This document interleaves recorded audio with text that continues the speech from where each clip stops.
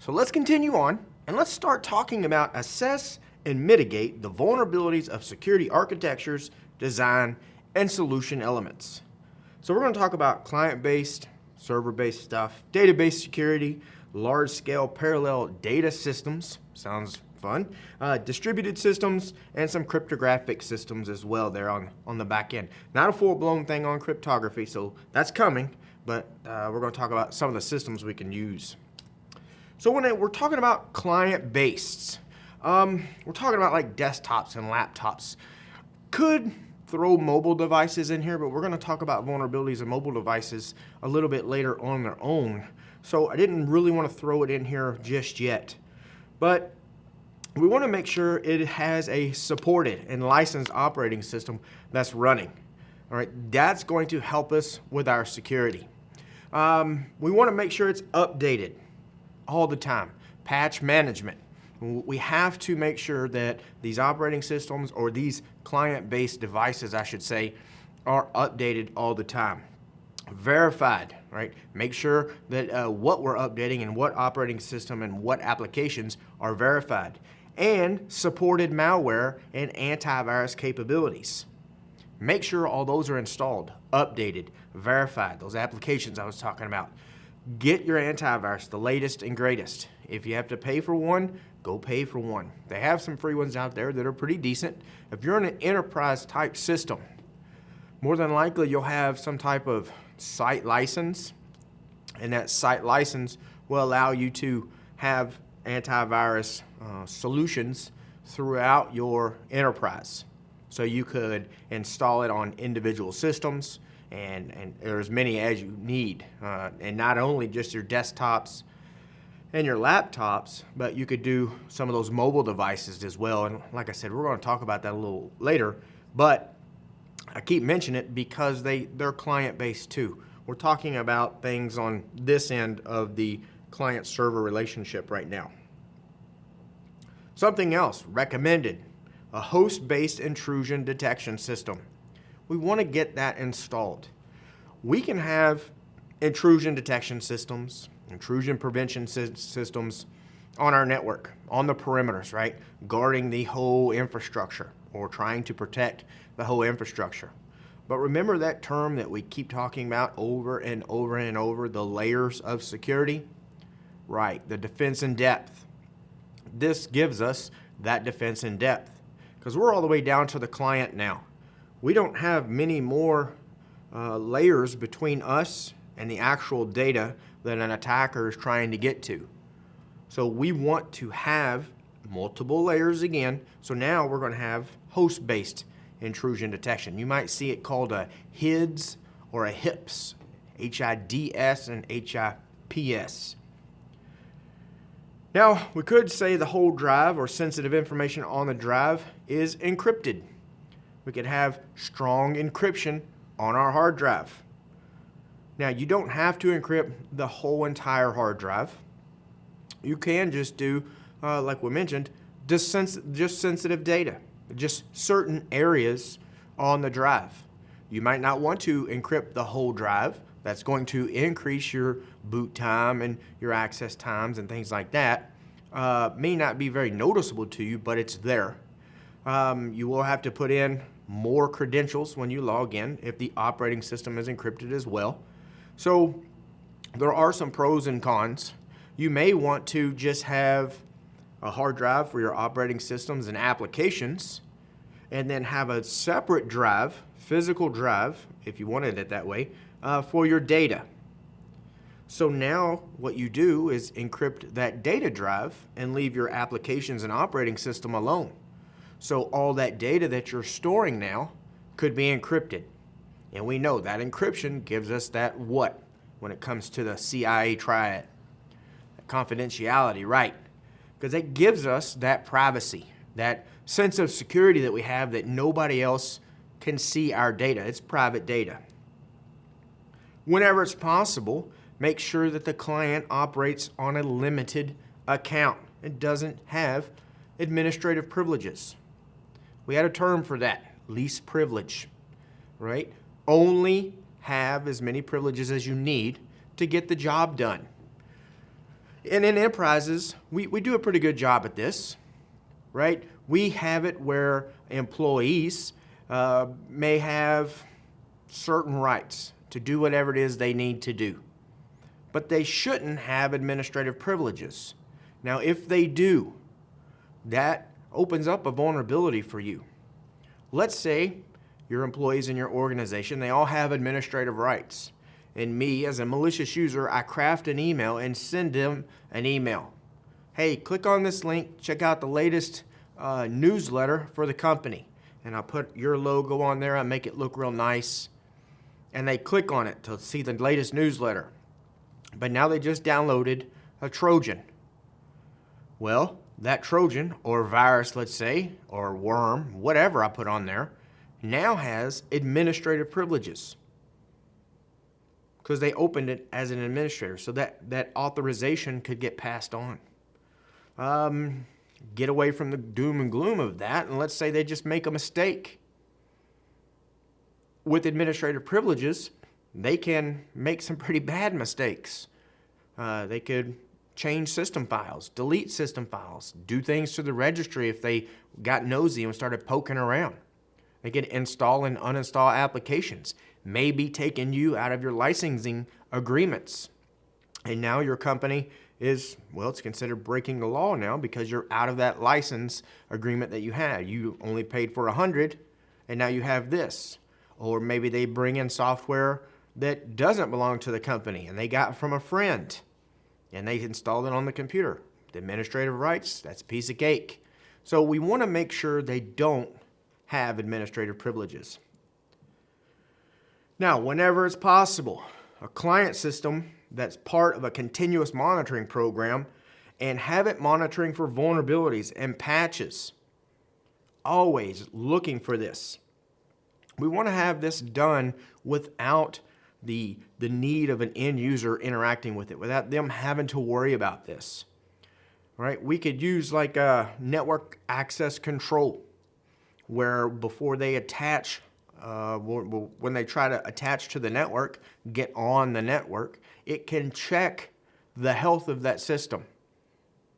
And it will go out and say, well, you do have the latest antivirus, but you don't have the latest operating system updates. So I can't let you on the production network.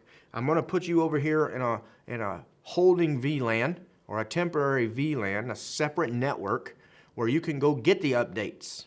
And once you're done, then you get on the production network, right? So it's trying to minimize our vulnerabilities that we would have in our production network. Changes to the operating system or having new software installed needs to be validated through an assessment process to determine any and all security impacts. So anytime something is going to be installed, we need to make sure we go through that assessment process. And we've done this before. I've done this in past jobs where we get some new software and I may have an exact replica of computer systems that we have in the organization.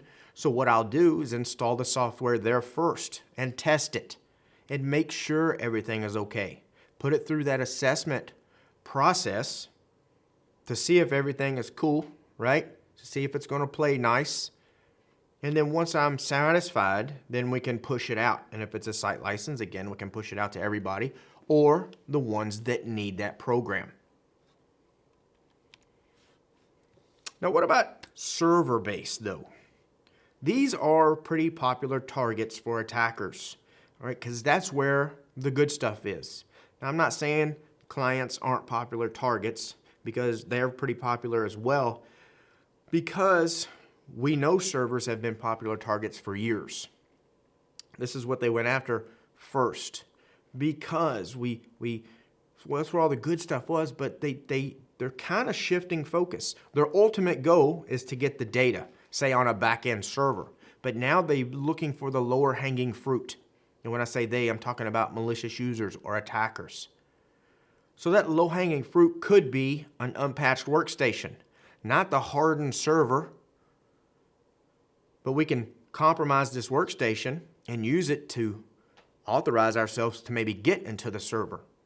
And it doesn't matter how small we make that server, how hardened we have that server, patched and just totally secure, if I have go in with an authorized user or some authorized credentials. So how can we protect these server-based systems? Well, physical locations. We have to think about where they are. And we're going to talk about physical security here in a little while as well, but physical locations of where our servers are going to be. Do we put them in a dedicated room? Are they sitting on somebody's office desk? Are they in a secure location? What about access control? Kind of goes along with physical locations, right? Of who can get there, who can physically touch that server, the keyboard, the mouse, unplug it, steal it, right? We have to have good access control. Maybe have key swipes, card swipes to get in to the data center or the server room if you don't have a full-blown data center. So we have to be able to monitor and audit and hold people accountable for access control. Patch management, huge one, just like with the client-based systems we talked about, right? We want to make sure that we're patching our servers as well. We have to have patch management though, because we don't want to pull down the latest patch and go ahead and blow it out there. We need to test it, put it in some type of production environment first before we move forward. If it doesn't work, if something conflicts with that patch, third-party software, something we have on there, whatever it is, it may bring down the server. Now that could be a huge problem because now the server's down, which seems like a big problem in itself, but now we're not servicing our customers. We're breaking SLAs, we're breaking contracts with our availability agreements. We're not making any money. This could be a problem after problem after problem just compounding on itself. So make sure that we have some type of patch management in there. So once we apply it, once we test it and then apply it, everything would be good. And then on the back end, best laid plans, right? We need a way to remediate that back, roll it back if there is a problem. So have all that in place, have a plan in place before we have that. We could have network segregation. Put your servers off on a different network. Now, I'm not saying you have to go out and buy a new router and new switches and new firewalls and not a fully physical network, but we could do what? How could we segregate or segment our server systems off of our regular network? That's right, we could use VLANs, those virtual LANs. So we could set up a VLAN and have that be the server VLAN, and that only has server traffic now. And we want to maintain our data flows of how that information is moving throughout our server systems. So data flow control is what we need to talk about.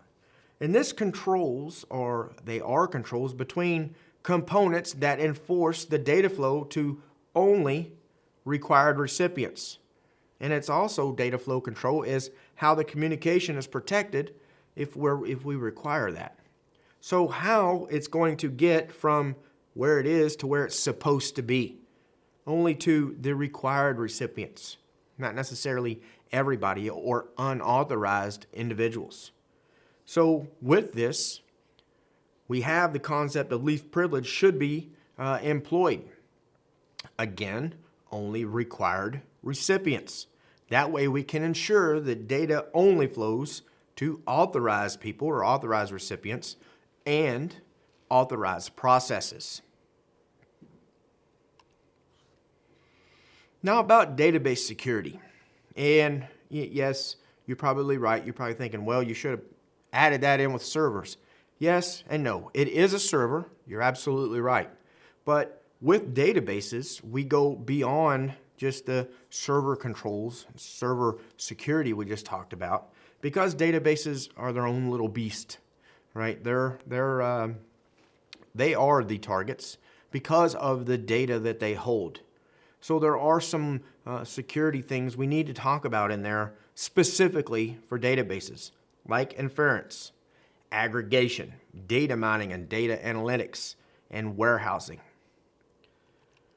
So if you get into a database server, all right, or if you're a DBA, or if you want to know what a DBA does, I'd go spend a day with them.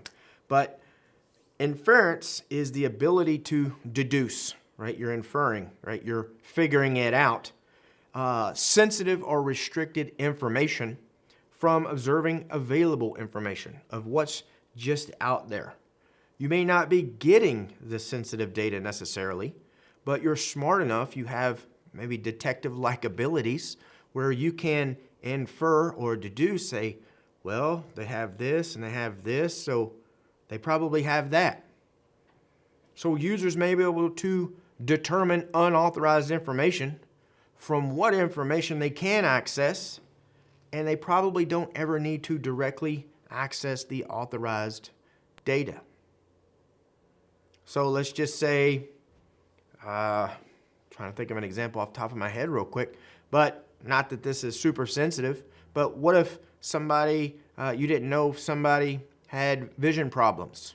Well, if you saw glasses on their desk, you could probably deduce that they have a vision problem. They wear glasses, so they may have a vision problem. You don't know if they're nearsighted or farsighted or know much about it, but you have a piece of that puzzle, right? What if, okay, thinking about their desk still, what if you walk by and you saw a medicine bottle on the desk? Well, if you saw the type of medicine it is, and you knew what it was, or you could obviously go look it up, now you may know, well, this is used to treat whatever. And now you can deduce that they possibly have this illness or disease or whatever just by that piece of the puzzle. You didn't talk directly to them. You didn't get their medical chart or go to the doctor with them. But again, you're figuring it out. Now, this is one of the hardest threats to control because of things like that. You're thinking about, and not just you, I do the exact same thing, and a lot of IT professionals do this. They see the ultimate goal, right? So the ultimate goal in those scenarios would be, what illness does that employee have? So we're guarding that, right? We've got controls in place. We've got encryption on the files. We have the filing cabinet lock where it's printed out. It's in the doctor's, we secure that down. But we may not think about other ways to think about how to get there, like the medicine bottle. How are we supposed to control that? How would a doctor control that? You can't. You have to rely on the subject or the end user for that. Just like we would have to rely on the end user for something. So we got to spend time in the business. Get to know the processes so you can think outside of the box a little bit. Spend the necessary time with data or business owners on how they do things. And then kind of look at it from a different angle. And say, well, if I knew this and that, I might be able to figure out your sensitive data. So what can we do to minimize that? What can we do to mitigate that? Maybe not give certain information out that could point back to this, or redo different processes. It just depends on what it is that you're looking at, but that's what inference is. And then aggregation. This is combining non-sensitive data from separate sources to create the sensitive information. So us, as IT pros, security practitioners, whatever label you want to wear that day, we need to understand the fields and the types of information that's present in the database. We have to be able to get in there, like I said, spend time with the DBA. I wasn't really being all that funny about it, but we need to know what's in the database so we can help them secure that down. We also need to understand the possible combinations of the information, including the combinations which may result in escalation of sensitivity. So that way, again, we need to spend time there. We need to have hands-on data, if that's allowed, by the way. And step back. Again, look at it from a different angle and see literally see if we can deduce and figure out what's going on. Maybe say, well, I can put that and that together. I can aggregate this information. And that may be a problem. And then warehousing. Warehousing is a huge thing nowadays, right? This is a repository for information that's collected from a variety of data sources. So it is a huge, I don't want to call it a warehouse because that's what we're calling it, warehousing, but it could be a huge facility, literally, physically a huge facility with racks and racks and racks of servers. And they're storing data. Tons and tons of data. Now, this data that's stored is not used for necessarily operational tasks. We're not using it for customer service. The sales department is not getting in there and using that particular data for, trying to make sales or target advertisements or anything. This is for analytical purposes. So the data warehouse combines all of the data from various databases into one large container. So it looks physically, there's lots, but it looks like one big container of data. Got a big 55-gallon drum of data, right? That's warehousing. And that data comes from everywhere. Logs, web browsing history, purchasing history, right? When you scan your credit card, you go buy something at the department store and you scan it. That data is being saved. When you bought it, what you bought, what store you bought it from, what location, like city and state, your name or some type of identification is going to be tied to you. All those transactions, they warehouse this stuff because they need that data. So what do they need that data for? This very thing right here, data mining and data analytics. Data, you hear that on TV all the time, right? Data analytics. We have data analytics because now we know this and we know that. And they do. This is discovering information in those warehouses by running queries on the data. All right, so we have that huge repository and we're going to start running query, asking that data questions.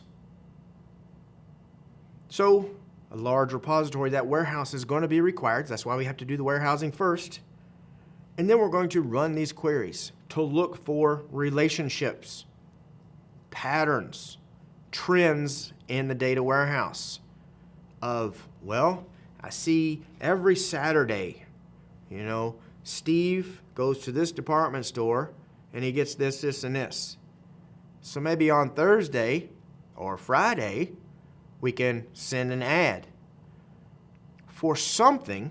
I'm not saying, let me give us an example here. Let's say Steve goes to the store and he's going to buy some hamburgers and some hamburger buns and maybe frozen French fries. He buys that every weekend because he grills out every Sunday for the games. All right, so he has that. So we see this pattern. We see this trend. So what we may do, like on Thursday or Friday or Wednesday, we could send Steve an email or an advertisement somehow, even in the mail, printed mail. Send an advertisement, and we're going to advertise things that go with hamburgers and French fries or chips or something like that.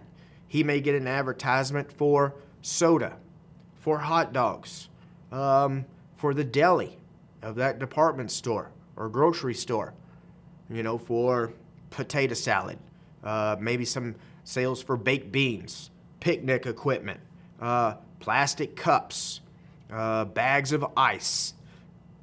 What else goes with outside? Charcoal, if he has that type of grill. The gas, maybe he has gas grill, gas containers, the things we clean our grill with. Patio furniture, right? Brand new patio furniture. That would look good outside when you're grilling and have everybody out. So they look for these patterns and these trends so they know what to send you. I had a friend on Facebook, right? And one day she said something about she did not realize this one particular department store was tracking everything she was doing, right? She just had a baby. They knew this. They figured it out from the trends because what she was buying beforehand. So they started sending her ads and emails about diapers and wipes and the onesies, right? The little baby outfits, little socks, and looking forward, cribs and strollers and everything like that, because they knew from data analytics that she had just had a baby, and they even knew if it was a boy or a girl, just from all of this data that they are collecting. So they could have got that data from her credit cards. If somebody signed her up on the registry and people were scanning things on the registry, they can tie that back. They may be able to get stuff from the local hospitals. You have to really step back and think about the amount of data that's out there that's flowing through the world that these data analytics take into consideration. All this data mining, they're just grabbing everything they can. And if they don't need it, they just won't use it. But they may, right? Because they're going to have analytical techniques, and it's taken from the fields in mathematics, statistics, cybernetics, and genetics. I mean, we're talking some high-level stuff here, things that are beyond me, right? I'm no genius mathematician. These folks are that come up with this data analytics. That way, they know what you need, probably before you do. And it's going to get to the point pretty soon where they're going to know when you're out of milk and when you're out of soda and when you're out of water and bread and eggs and things that you're going to need. And they might just start shipping it to you. And here comes the drones, right? Now I'm getting off topic there, but that's analytics. They're going to know, or they do know, what you need. That's why they're looking for those patterns. Now we also have large-scale parallel data systems.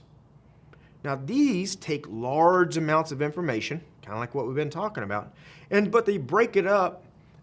They break up the processing of this information to separate systems. They're like they're spreading the love around, right? I've got a big task to do, but if I can get some help, and you can help, and they can help, and you can help, we can do it faster, right? It's more efficient. It's quicker for us on the back end. Right? We see those math problems all the time, right?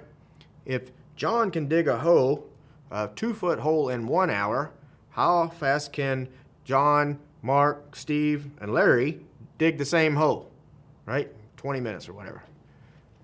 Same thing here, parallel data systems. Now, bad thing about these is that since we're spreading the love around, we have communications to this system and this system and this system and this system. Vulnerabilities are shared by everybody now. So if we get or give information to somebody that may have a vulnerability, that may introduce a vulnerability to us. I've probably said it before, but you're only as strong as your weakest link. We have lots of links in this one, depending. May have 4 or 5, may have 2. But if they have a vulnerability and I don't, that makes them the weak link, and they may compromise me now.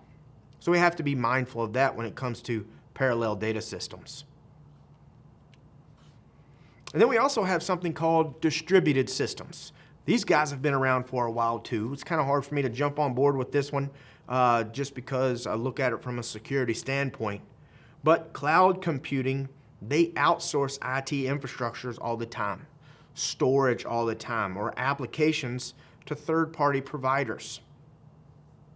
Now, what distributed systems do is they imply a geographic diversity of your computing resources.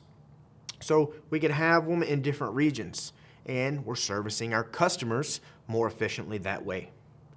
So the goal of cloud computing is to allow large providers to leverage their economies of scale to provide computing resources to other companies that typically pay for these services, and they're based on their usages. So that's how cloud providers or cloud computing, that's how they make their money, is through these distributed systems that are out there on the internet or the global web for us.